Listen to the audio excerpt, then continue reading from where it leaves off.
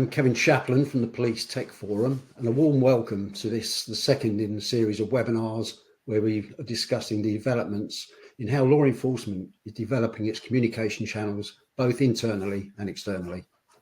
I'll be facilitating the session, and we would welcome questions from yourselves as the webinar progresses. After you've heard from our speakers, they'll join me for a panel discussion as we attempt to answer as many of those as we can. The aim of the Tech Forum is to provide a platform allowing information and learning to cascade to all those engaged with law enforcement, because without such information, officers, staff, and other stakeholders of all ranks and roles will be unable to make the most effective use of tools available to them. I'd first like to introduce you to Patrick Robbins. Patrick is the social media lead for the NPCC Digital Police Contact Programme. Patrick supports police forces to professionalise their social media approach to help provide the public with new ways to engage digitally with their local police service. Patrick, welcome. Thank you, Kevin. Perhaps if I can start off by asking you a question, Patrick. More and more forces are responding to social media messaging through their control rooms, but how does that work and what are the benefits to policing? Yeah, I'm really pleased to say it's around half of all UK police forces now have what we call a digital desk capability, exactly as you've said, where the contact centre or the control room are monitoring social media. And we know that really was a response to the growing demand on social media, with police forces sort of struggling to keep up with the demand that was coming in, and really wanting to professionalise their approach just to make sure that the public get a response when they interact with the police that way, and it's just professional as you would expect on a 101 or a 999 call. So really how it works is these are the staff and police officers in force who are experts in understanding risk and crimes and incidents and being able to give that first response. So they have a lot of the skills already needed to do it. We just needed some technology to help, as always, when it comes to digital, and we use management software, which allows any police force effectively to plug in any or all of its social media into one place, and then it comes through a unified inbox. So the agent or the staff or officer in the control room effectively just deals with messages either in order of when they come in or if they've set priority settings. So it does make it much easier to manage, and we've seen the massive improvements that happen once these digital desks are established, really. Obviously, we hear a lot in the news, in the media around misinformation, disinformation. Yeah. How, what are the risks to the policing in this respect, and how best can we operate in that environment? Yeah, well, I think the fact is that not operating in that environment isn't an option. I think we know. I'd now like to take the opportunity of introducing Alex Finn. He's the Digital Youth Engagement Lead for the NPCC Digital Public Contact. I think that's right, isn't it, Alex? Yes, that's right, Kevin. Hi. Okay. By way of background, Alex leads, as I say, the Youth Engagement Programme. This is a social media-based engagement initiative, and it provides children and young people with trustworthy information, education, and advice to empower them to make those informed choices and stay safe. Amongst other achievements, Alex has provided youth educational content for the BBC, Channel 4, and other media channels. So good afternoon, Alex. Hi, Kevin. Yeah, thanks. Perhaps I can start off with a question to you, following on from Patrick's presentation. He talked about the frameworks of how we operate and what the public want, and some of those risks relating to mis and disinformation. What is your role in this, and how do we get ahead of the curve? Yeah, it's a good question. Obviously, we work nationally, centrally through Digital Public Contact and the NPCC, but we target or engage with a very specific demographic, i.e. children and young people. Our sort of age ranges, or target age ranges, 13 to 16, but up to sort of 18, sometimes 20-year-olds as well. And so, I mean, the example of disinformation, the public disorder last year was a really good sort of case study of exactly what that looks like. I'd say we start from a position of not wanting to fan the flames unnecessarily, or shining a light on something that maybe a lot of young people aren't aware of. We do know that young people don't read newspapers, rarely look at the news. So our first step in most of these sort of situations like the disorder last summer is just to temperature check, to listen what young people are seeing, experiencing, asking us. And we generally, on average, can get in front of about 300,000 unique accounts on our Instagram account every month, of mostly under 18s. So it does, in the first instance, give us an opportunity to hear what exactly it is they are experiencing and seeing. So that's the first sort of point, rather than telling them about something they don't know about, which might sort of raise that anxiety level and actually cause more problems or more harm, as it were. So that's our sort of first point. And in that case last year, during the disorder, actually, majority of young people were not directly, I would say, aware of it. You know, it seeps through eventually. I think the thing that they do get is, you know, if a video goes viral, if there is sort of news stories that do go viral and get shared around social media, that's when it sort of pops in front of that younger demographic. We're now going to hear a case study, and welcome to Natalie Reid, who's the communication lead for tackling organised exploitation programme and the CSE Taskforce. Natalie's expertise includes stakeholder engagement, change in internal communications and media relations. So good afternoon, Natalie, and welcome to the webinar. Hi, Kevin. Thanks for having me. So I've got some slides. So there we go. Hopefully everyone can see that on their screen now. So as I've been introduced, my primary role is the communications lead for the Tackling Organised Exploitation Programme, or TOEX, as we call it, because we love an acronym in policing. But I also support colleagues on leading a number of communications work streams for the National CSE Taskforce.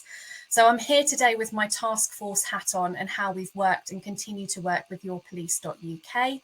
And just to provide some context for those of you who don't know, the Taskforce was established in 2023 by the previous government with the overall aim of enhancing the policing response to group-based child sexual exploitation and abuse.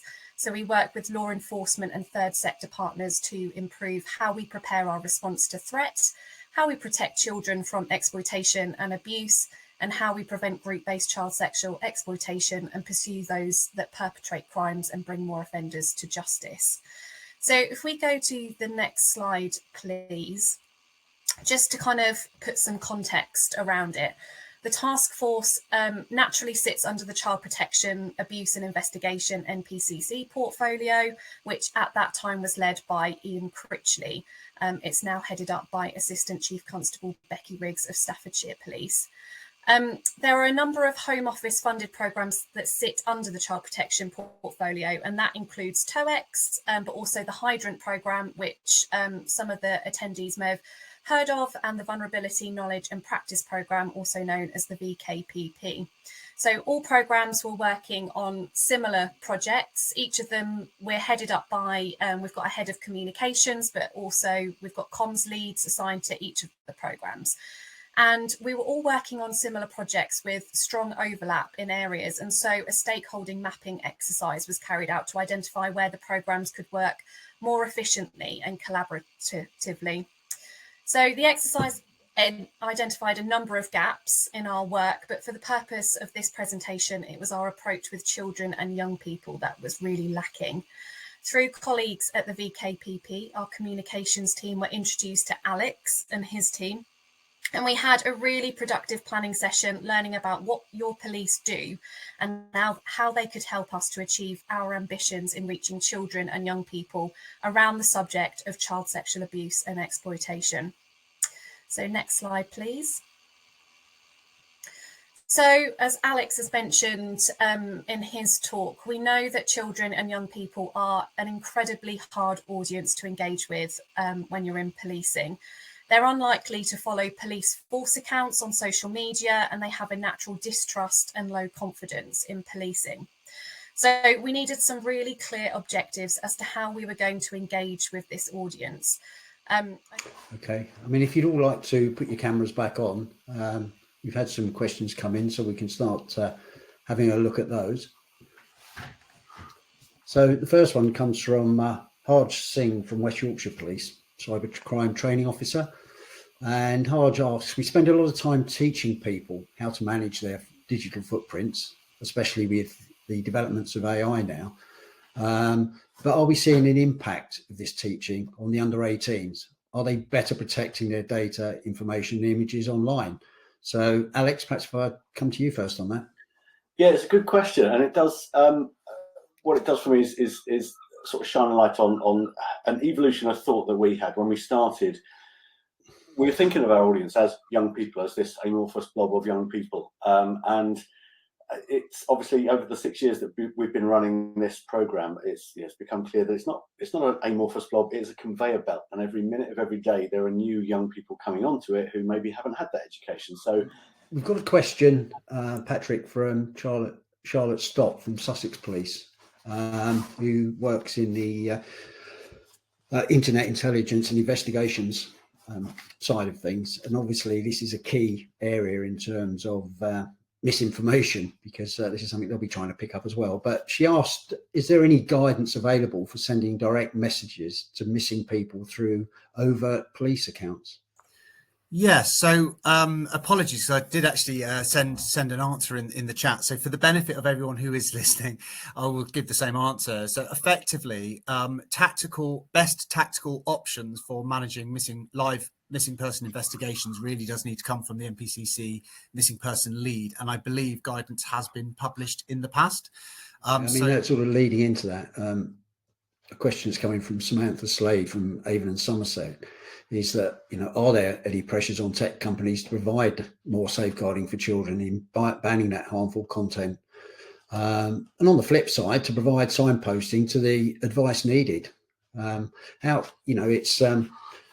It's a difficult one, I know, but are you finding generally that you are getting more and more support from these tech companies, or is it still perhaps sometimes an uphill struggle? Alex, shall I come to you on that first, Alex? Yeah, it's a good question. You can ask me what I think and then what's actually happening, and those might be two different things. I think we've got a question from Deirdre Heatley from PSNI. Are you aware of any forces who've implemented full integration with social media feeds into their control room system, creating a record of contact instant record so that contact management staff can manage this channel rather than having additional resource at a dedicated digital desk? And if so, which forces? Patrick? Yeah, I assume, Deirdre, that it's a very technical question. So the technical answer is no, they haven't fully integrated their social media into their command and control system. I've got so much information and data which would probably bore a lot of people on the call, but I'm very happy to be contacted offline. Perhaps if I can go around, if there's anything else any of you would like to add before we sort of conclude the webinar, Patrick? I think I made reference to it before, but just to say to colleagues, I'm trying to be quite active with publications and information and peer research. So please do follow me on the Knowledge Hub. Just type social media into the groups. So thank you. Thank you. Natalie? No, nothing for me. Thank you. Alex? Yeah, again, just to reiterate, really, we are really keen to just increase our visibility around policing and external partners. So anyone that's interested in finding out more about how we might partner up, where that overlap is, do please get in touch and follow up with us. We're more than keen to sort of talk to you directly and see what the partnership opportunities are. Thank you very much. Well, I think hopefully I didn't put you on the spot too many times this afternoon, but I think there were some interesting discussions there which are only going to develop in the future. For those of you that are sort of listening to this series, the next webinar will be taking place on Wednesday, the 12th of February at 11 a.m. So we'll be looking at the sort of the wider public engagement side of things. But for the time being, thank you all three, Alex, Natalie and Patrick, for your input, and good afternoon to everybody.